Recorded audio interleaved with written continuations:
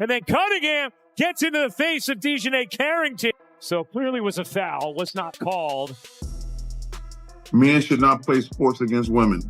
I'm not going to get into all the bullshit that's going on out here in the world today. If anybody think that, I think they're stupid. On August 8th, 2026, barely 3 minutes in the first quarter, DiJonai Carrington chased Cunningham on a breakaway layup, bringing her left arm across Cunningham's face and neck. Cunningham flew down, unable to break her fall, hitting hard as basketball world erupted. Hall of Famer Charles Barkley has had enough. Before we break down all the details, this is Pulse Hoop, bringing you the latest WNBA breaking news, player updates, and the biggest stories from around the league. Make sure to subscribe to Pulse Hoop so you never miss the biggest WNBA stories and updates. I mean, look, it was a hard foul. I don't think that DiJonai intentionally came out to get her across the neck like she did, but it did happen, and I thought it was the right call. But, you know, one of the things about Nay is that she's going to play her butt off, man. She's going to compete. Nobody's going to go walking in for a layup. And so I don't oppose the hard foul, but I also don't think that she intentionally went for the neck. Here's what happened next. Just 8 minutes after the foul, while Cunningham remained on the floor being checked out and her teammates pulled her away from Carrington, DiJonai Carrington posted on Threads, "White privilege at Indiana Fever." DiJonai Carrington is such an unserious person, because what do you mean you commit a flagrant 2 and then you go to Threads and play the victim? Now trying to prevent the layup, but that is just a hard hit. That's definitely going to be upgraded, I think, to a flagrant 2, Ryan. I think that is going to be a flagrant 2. There is wind up, there is follow through, there's potential for injury. Like, that was such a clear flagrant 2. Like, clearly she almost took Sophie's head off, and I don't even like Sophie, and she got me on this internet defending Sophie. Like, but that was a clear flagrant 2. Like, there is no question about it. So the fact that she went to Threads, and anybody called this, like, everybody knew she was about to go to Threads as soon as she got ejected from the game. And then the fact that she tagged the Indiana Fever, what does the Fever got to do with it? The refs are who threw you out the game. It has nothing to do with the Fever. And to say white privilege, like, I'm just so confused. You are the one who fouled her. Like, what is not clicking? And it was 100% done on purpose. And I can only assume it's because of all of Sophie Cunningham's comments that she's been making to the media in the last couple of weeks about biological men and women's sports and all that. And like I said, I don't even like Sophie Cunningham, but girl, that was definitely a flagrant 2. At this point, I just have to assume that DiJonai loves attention and clout, because you clearly wanted attention when you committed that flagrant 2, and you wanted attention when you went to Threads. I mean, this is the same person who outed her relationship drama on Threads. So are we? Then she posted August 23rd, the date when these two teams are scheduled to meet again. The player who had just struck Cunningham in the face and been ejected for it had posted "white privilege" before Cunningham had even left the court. Take a walk with me, take a walk with me, take a walk with me. There is craziness going on in the WNBA. DiJonai Carrington tweeted out white privilege from the locker room of a game that she was playing in. Get this. She fouled Sophie Cunningham hard. Sophie Cunningham, obviously a white person, fouls her hard. Flagrant 2, gets ejected, goes to the locker room and tweets out white privilege in the middle of the game. Now here's the kicker to me. A flagrant 2 has to be contact that can lead to an injury that looks excessive. DiJonai, it was about as excessive as possible. If there was any evidence of there being white privilege, this was not. That was not competitive frustration, and it was not simply a heat-of-the-moment mistake. It was a deliberate public statement made almost immediately, showing the entire basketball world exactly how Carrington wanted that foul to be understood. Just to protect her, that's it. I mean, you know, I got my teammate back always, so just to get out of the way. Gotta ask about her response. She went in and she got on social and said white privilege after her getting Who did this? DiJonai did. Any response to that? No, I don't know anything about that. Cunningham was out in front on a breakaway layup when Carrington caught up to her and swung her left arm across Cunningham's face and neck, sending her crashing onto her backside with no chance to brace herself. The play was first ruled a flagrant 1, but after officials reviewed it, the call was upgraded to a flagrant 2. Carrington was ejected. Sophie Cunningham was brutally fouled in the face during today's game, and the offending player, DiJonai Carrington, was ejected after officials ruled her hit a flagrant 2. But after the ejection, Carrington posted, quote, white privilege. on social media and tagged the Indiana Fever. The on-court drama follows weeks of backlash and protests against Cunningham for speaking out against including transgender athletes in the WNBA. Cunningham quickly rose and went directly toward Carrington, who was near the baseline, pushing her in the chest and shouting before Michaela Timpson and Fever security intervened and pulled her back. As Carrington walked toward the tunnel, she was met with loud cheers from Sky fans. A player had just been ejected for a flagrant foul on a breakaway layup that sent her opponent crashing to the floor, yet the home crowd still cheered her as she walked away. In the throat, that could kill her, right? And the WNBA, right? The people that run that league, if you're DiJonai here and you have a foul like that, I don't want to hear about, okay, that's a flagrant 2 and you get this sort of fine. She should be suspended for the rest of the season. That was the atmosphere the Indiana Fever entered on August 8th. Cunningham had to play in that building just 1 week after her comments about transgender athletes made her a political target. Then, the player who hit her in the face received a standing ovation while heading to the locker room. After being ejected, Carrington posted "white privilege" on her Threads account and tagged the Fever.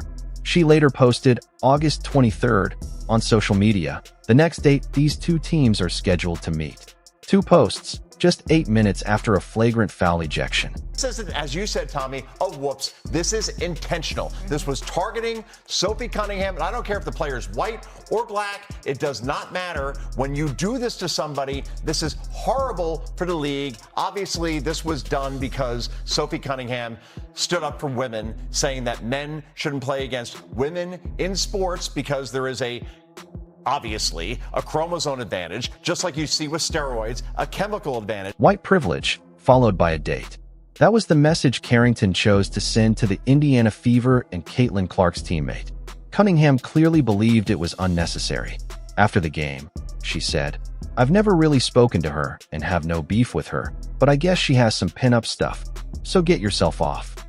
Hey, the WNBA is the gift that keeps on giving. The latest is a clothesline foul on Sophie Cunningham by DiJonai Carrington, the woman that went on an incredibly racist rant against cab driver, and of course, knocked the hell out of Caitlin Clark from behind her rookie year. But that's okay. I'm not mad at that kind of basketball. That's all good. But the problem is after. It was white privilege. Get your stuff off. 3 words. No panic, no victimhood, no drama. The same Sophie Cunningham who said everyone is welcome at her table, who said she extends love, and who said she wants to protect young girls in sports. That same Sophie Cunningham took a flagrant arm across her face and neck, hit the floor without being able to break her fall, got up and confronted Carrington directly, watched her get ejected, then saw her post, "white privilege," 8 minutes later and simply responded, "Get your stuff off. That's fine." I just want you to think logically and please comment on this. White girl goes to the basket. African-American woman knocks her on her ass, clothesliner, knocks her down, upgraded to a flagrant 2. Black girl kicked out, and it's all because of white privilege. Let me know what you think. I think it's typical WNBA stupidity, and I love it. In response to Carrington's Threads post, Cunningham said the ejection had nothing to do with race. Nothing to do with race. The woman who actually took the foul said it had nothing to do with race. Yet Carrington posted "white privilege" anyway, and the crowd cheered as she was ejected. This was the WNBA on August 8th, 2026. But here's what makes this situation much bigger than one flagrant foul. I am so fucking sick of the Indiana Fever and Sophie Cunningham. I really, really mean it. And I really have been trying to just keep my mouth shut because the rabid-ass, racist-ass fan base makes it insufferable to actually talk about basketball with people, one, who know the game, who used to play the game, and understand sometimes things just happen in the game. DiJonai got ejected in the first quarter in the Chicago Sky versus Indiana Fever. Sophie Cunningham went up for a layup.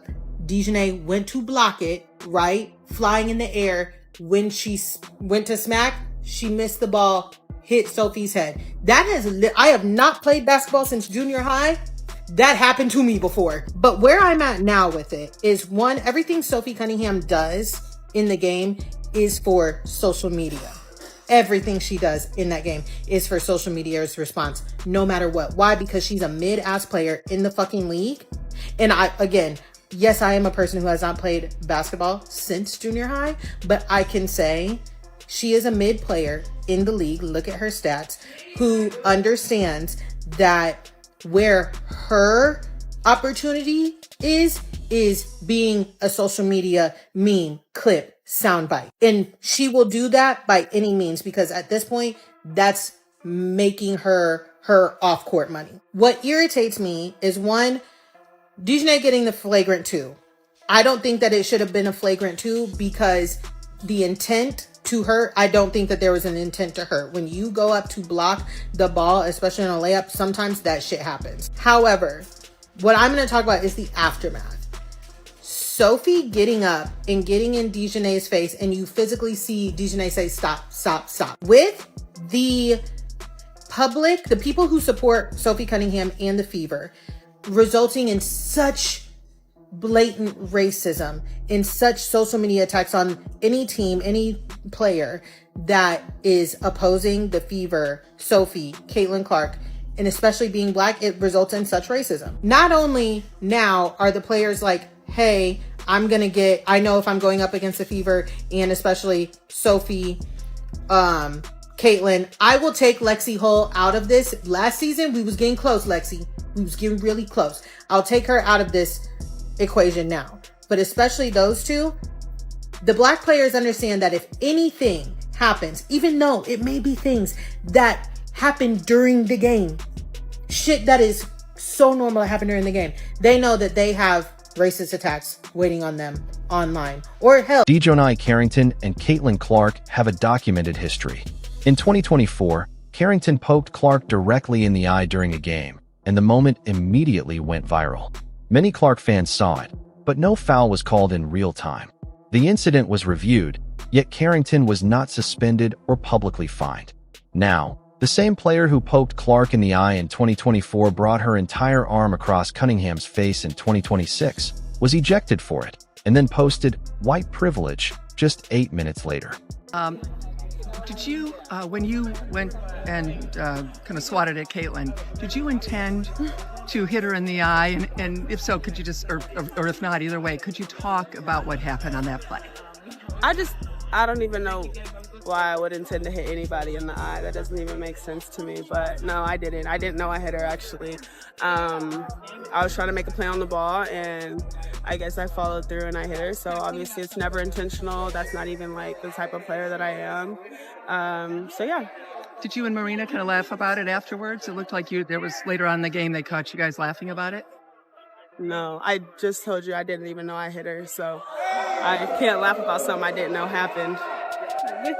Clark fans connected those events immediately. Carrington poked Clark in the eye in 2024 without any meaningful consequence. Now she hit Cunningham in the face on a flagrant foul, was ejected, and posted "white privilege."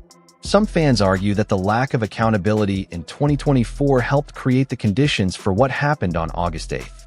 One fan wrote, "The lack of accountability in this league creates players who think they can target Indiana Fever players without consequences."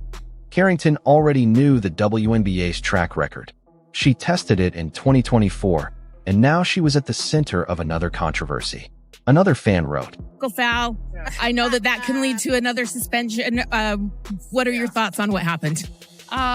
She said I ran into her. I've already watched it on the tape, so we'll let the league decide, but it wasn't intentional or anything. So I'm hoping it's getting rescinded, Holly. I'll see and you nothing was said. game. Nothing was said. I'll see you on Tuesday. Okay, you heard it here first. Charles Barkley has spent his entire post-playing career saying what many comfortable voices will not. He called the treatment of Caitlin Clark terrible before mainstream media was willing to put those words on television. He said she deserves every bit of attention she receives. And when he looked at the voting scandal, he made it clear that the embarrassment belonged entirely to the WNBA. I'm never going to think it's all right for men to play sports against women. And I don't even think that's controversial. That's the thing that's funny. Like some of this stuff, like when you see these debates on television, I'm like, yeah, men shouldn't play sports against women. I'm done. I don't want to hear you try to explain it to me. No, I don't want to hear it. I'm not going to argue with you. Men shouldn't play sports against women. I'm done. There's a lot of we can argue over. That ain't. You women out there, y'all petty, man.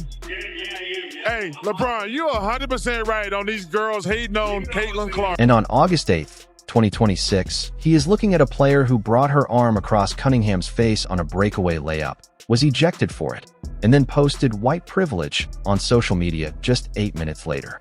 Charles Barkley's verdict, according to this storyline, matches every clear-eyed basketball observer's view. This is not competitive basketball. This is not toughness. This is not simply physical play. This is a player who poked Clark in the eye in 2024, made contact with Cunningham's face in 2026, received the ejection, and then turned the incident into a political statement before Cunningham had even left the court. I do think that there is a thing called pretty privilege. There is a thing called white privilege. There is a thing called tall privilege. And we have to acknowledge that. And so part of it is about race, because if you think about the Brittany Griners of the world, why did she have to go to play in Russia? They wouldn't pay her. Because they wouldn't pay her. Because they wouldn't pay. Not pushing. But I'm rooting for Caitlin because I've been in that seat before. I've walked that road before. I hope she kills. I hope Aaliyah Boston does amazing. And we have grown-ass men and women out here doing whatever they can to try to make sure that does not happen. That is the weirdest thing in the world, but it is what it is, and I'm glad that Caitlin has a great head on her shoulder. Fever coach Stephanie White said she believed it was a hard foul, but she also made it clear that she did not think Carrington hit Cunningham intentionally. White, who coached Carrington from 2023 to 2024 in Connecticut, gave her the most generous interpretation possible, saying Carrington is going to play her butt off and compete. But Carrington then responded by posting white privilege and marking the calendar for August 23rd. The Indiana Fever 190-86.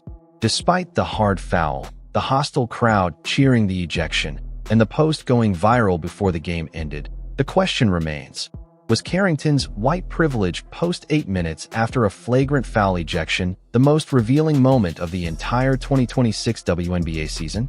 And does it prove that the treatment of Indiana Fever players has moved beyond competitive basketball into something the league can no longer ignore? Drop your thoughts in the comments.